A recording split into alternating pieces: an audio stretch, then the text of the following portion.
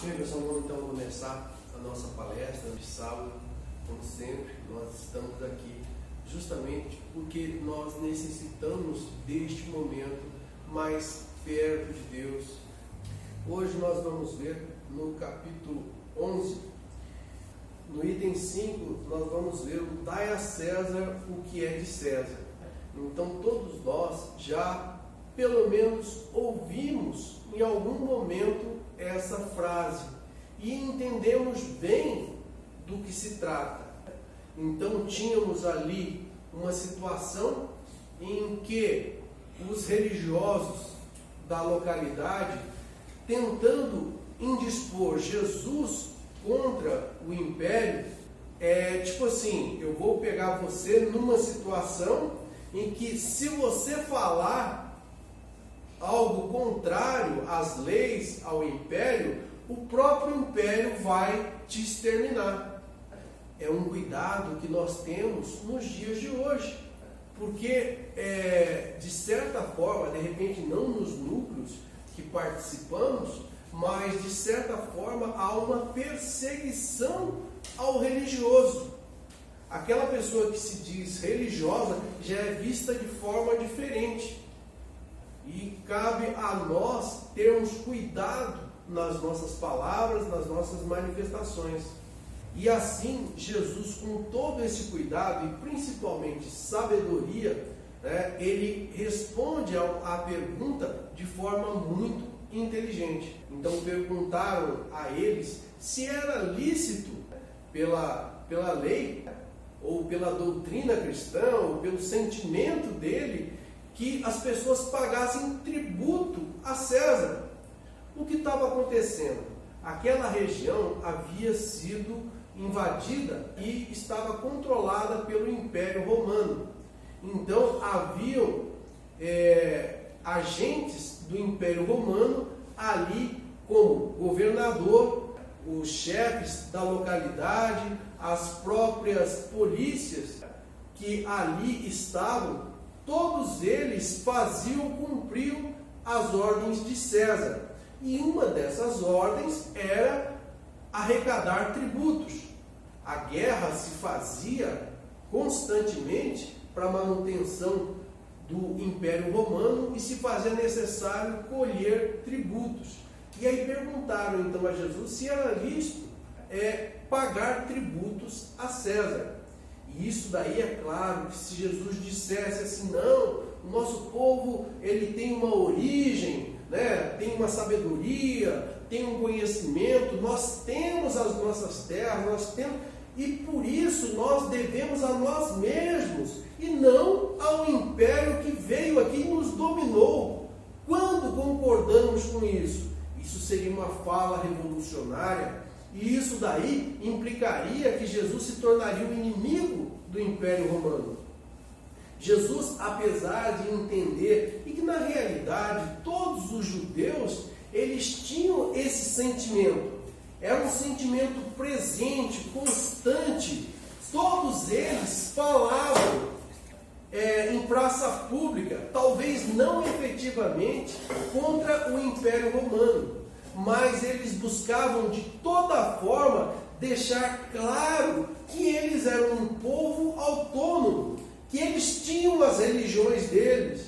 Por isso que muitas vezes se diziam que eles falavam nas praças e paravam, ajoelhavam, faziam orações, porque eles queriam chamar a atenção para dizer assim, olha, nós somos um povo diferente e não vamos aceitar um domínio passivamente. Então, com todo esse sentimento, repelindo esse controle do Império Romano, as pessoas queriam buscar aqueles que incitassem uma revolução, ou pelo menos que esses, ao serem vistos dessa forma, fossem capturados pelo Império Romano. E assim Jesus saiu dessa situação dizendo, dá-me uma moeda. E mostrou. O que vemos na moeda? Aí, é a figura de César. Eu falei, então, dai a César o que é de César. Se César tem a moeda, que dê a moeda a ele. E a Deus o que é de Deus. Ou seja, o que Jesus estava contribuindo, o que Jesus estava dando, era sobre o reino de Deus, era sobre nós, espíritos eternos, e não uma subordinação material. Apesar de termos empregos e funções dentro das esferas públicas, nós somos espíritos eternos. E que essas funções passam. Serei eu hoje o lixeiro, amanhã o pedreiro, no outro industriário, ou então um grande professor, cientista, poderei novamente voltar e ser escravo. E assim por diante, são sucessivas as nossas reencarnações, são sucessivas as nossas experiências. Então, quando nós tivermos consciência disso, e essa consciência nos tornar capazes de superar as nossas limitações egoísticas, nós vamos poder viver com tranquilidade, com harmonia, em qualquer condição que nós estivermos. Então é para esse reino do céu, para essa existência do Espírito que Jesus pregava. Ele estava dizendo ali, não cabe a mim dizer se vocês pagam ou não. Mas o fato é o seguinte, se vocês têm a matéria, se vocês usufruem daquilo da matéria, e essa matéria tem um custo, que se pague o custo dessa matéria. Agora, o Espírito não pode entrar nessa contenda. Haja vista que nós temos uma existência justamente para crescermos espiritualmente. Se nós tirarmos ou dificultarmos a nossa existência, teremos menos possibilidades de crescermos espiritualmente. Essa é a nossa busca. É claro que em tudo aquilo no que estivermos envolvidos, vamos sempre procurar fazer o melhor. Ocorre por diversas vezes que aqueles que estão à nossa volta, os sistemas, os conceitos, muitas vezes são contraditórios. Mas nós não podemos nos rebelar contra eles de forma a tornar inviável a nossa existência. Temos que aceitar até a medida do possível e fazer sempre o melhor, da melhor forma possível. Não adianta nós ficarmos tentando aplicar uma justiça àqueles que não são capazes de entendê-la no momento. Cabe então a nós, inteligentes, seres inteligentes sobre a terra e dotados de sentimento, fazermos as melhores escolhas. E aí se pergunta a nós, e você, espírita? No que é que você é diferente? E nós teríamos que ter uma resposta, porque nós aliamos, de acordo com a doutrina, a razão à moral. Então não é só aquilo que racionalmente deve acontecer que eu devo fazer sem analisar a questão moral. Então o espírita, ele associa esses dois conceitos, justamente para que nós tenhamos uma condição de crescimento, de evolução. Vimos na história da humanidade muitas pessoas que, no auge do seu sentimentalismo, se mata o próximo, cria separações ou cisões, criam a cisânia, ou seja, a separação entre pessoas, criam o ódio, criam os problemas, as catástrofes, as dificuldades. Outros, então, com uma grande quantidade de conhecimento e de sabedoria, conhecimento e inteligência, porque sabedoria é outra coisa. Então, com esse conhecimento, com essa inteligência, também levaram à morte tantos, também criaram sistemas perversos que, ao invés de efetivamente ajudarem, só atrapalharam. Conceitos que muitas vezes que levam pessoas inteligentes a cultuarem os mesmos princípios, apesar de as práticas sempre darem errado. Mas teoricamente, filosoficamente, esse conceito é bom. Como se está dando errado? Então cabe a nós, e principalmente ao espírita, aliar esses conceitos de inteligência com a moral. E aí nós vamos ter a sabedoria. A sabedoria de agirmos de forma correta em cada situação. Termos paz no nosso coração, mas sabermos lutar por aquilo que é necessário. Como, por exemplo, estamos hoje aqui, apesar de um ato voluntário, lutando por nossa condição de espíritos, de espíritas, de religiosos. Porque esses conceitos sentimos carência, porque nós somos espíritos e, como espíritos que somos, precisamos desse apoio espiritual. Falei até para o Bruno, que quando vai se buscar o ensino, eu vou para uma escola, eu vou desenvolver um determinado conceito ou projeto, nós não podemos abrir mão do espiritual. Nós temos que buscar o espiritual, porque ele é que nos dá a harmonia que nós necessitamos para desenvolvermos assim esses nossos projetos. Digamos que, diante das minhas inúmeras atividades, eu deixe de lado o religioso por achar, não, depois eu faço isso, não, agora não dá, mais tarde, eu acabo deixando parte de mim mesmo e me tornando assim muito mais acessível ao assédio, aos problemas que se colocam no caminho.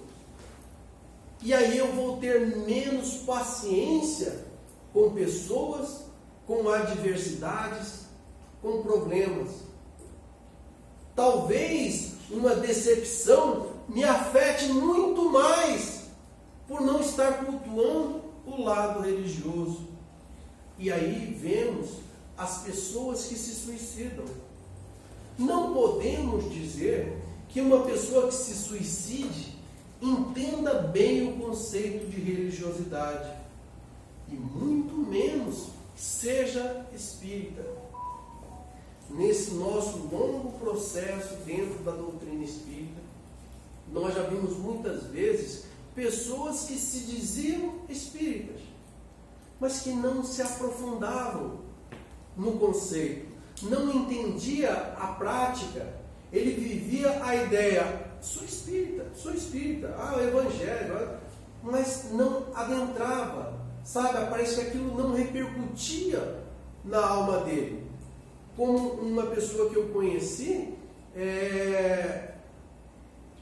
ele dizia que era espírita justamente para chamar a atenção sobre ele.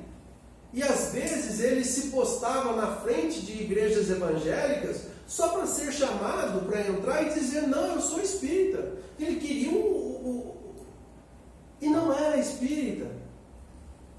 Depois, um bandista, mas também não era um bandista. E assim foi, entendeu? Então, a doutrina espírita nos dá conceitos que nos edificam, que nos tornam capazes de olharmos todas as situações, de buscarmos sempre as melhores respostas, sem os exageros, sermos racionais, sermos também sentimentais. o próprio de uma pessoa com sabedoria. Assim, Jesus nos dizendo que existem as coisas do mundo e existem as coisas da espiritualidade, ele está dizendo que nós devemos estar nesses dois mundos. No entanto, não nos contaminarmos com mais de um lado ou mais de um outro.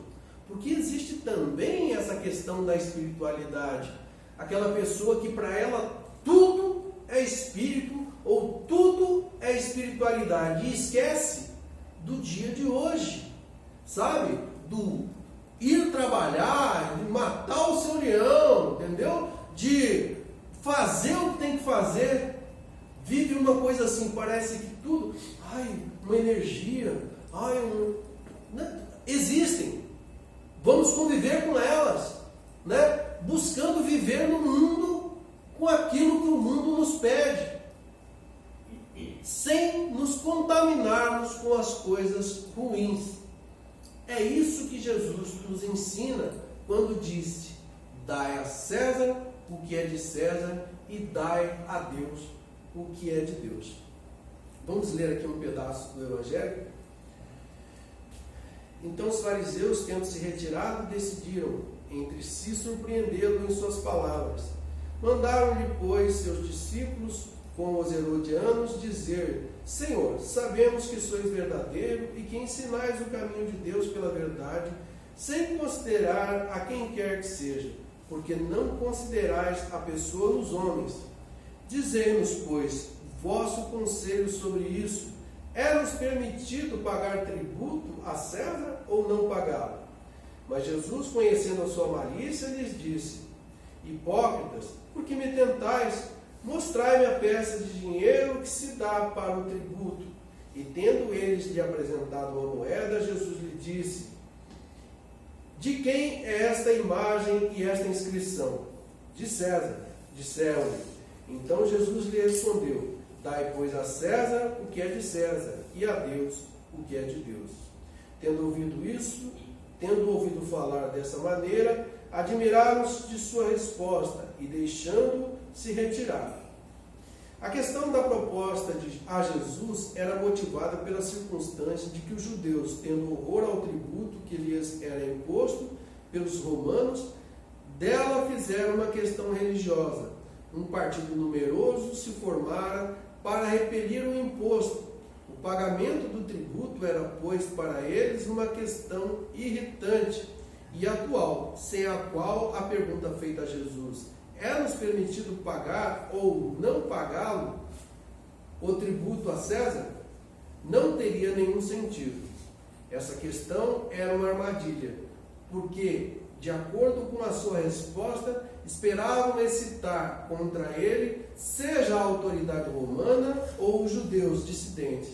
Mas Jesus, conhecendo a sua malícia, evita a dificuldade, dando-lhes uma lição de justiça, dizendo-lhes para restituírem a cada um o que lhe era devido.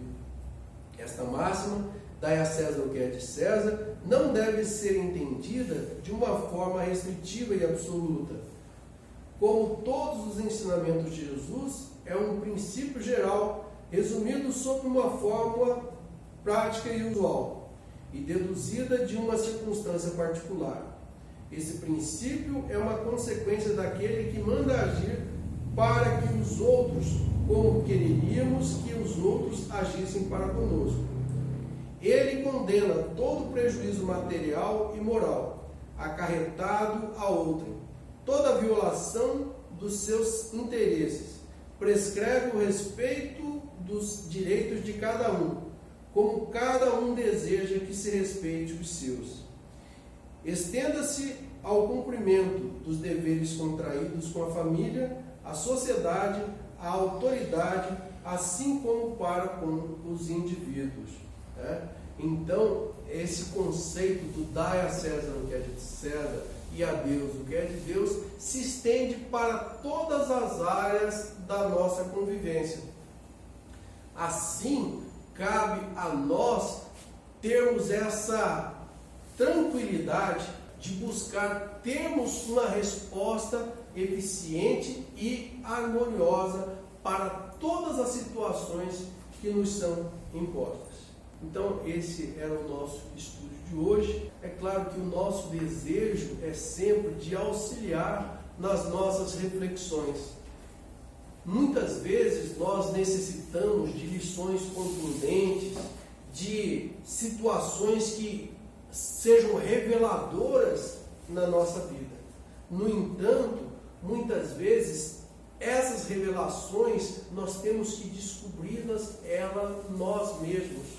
E aí é que nós estaríamos desenvolvendo a nossa sabedoria. O que existe de concreto é que tudo aquilo que eu exijo, principalmente uma revelação, um conceito, uma ideia que me arrebate, ela não sobrevive por muito tempo.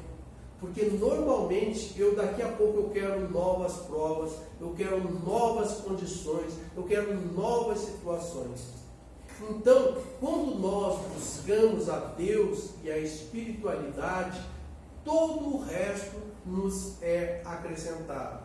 Já não exigimos mais nada de Deus ou da espiritualidade, porque sempre recebemos em grande quantidade e confiamos nisso e sentimos isso. Então, com a graça de Deus, aqui estamos, com a graça de Deus, partiremos. Agora, com o nosso encerramento, que nós vamos fazer a prece de encerramento, a espiritualidade vai estar trabalhando as nossas necessidades e receberemos assim o passe espiritual.